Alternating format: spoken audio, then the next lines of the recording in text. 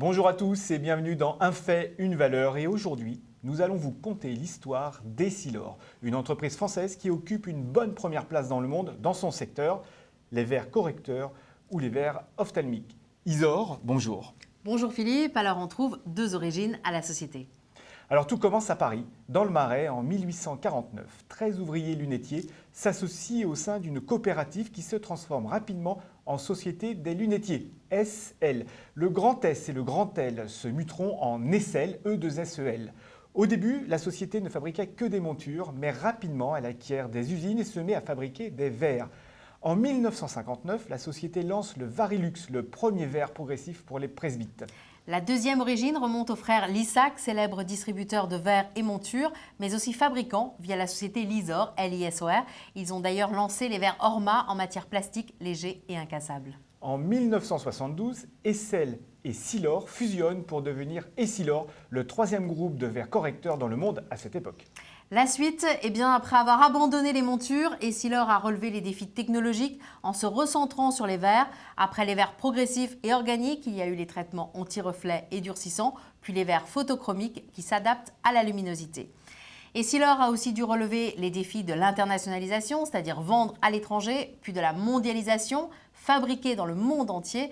Et au final, Essilor est devenu le numéro 1 incontesté devant l'allemand Carl Zeiss et le japonais Oya.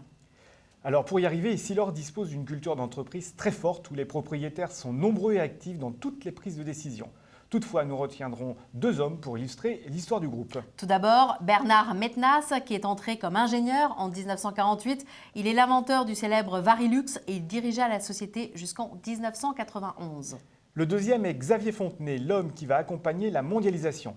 Il est le fils d'un célèbre homme politique savoyard du centre et ministre mystérieusement assassiné en 1980. C'était Joseph Fontanet. Xavier Fontanet, le fils, donc, est l'homme qui a recentré le métier, s'est adapté à toutes les circonstances, même la crise de 2007.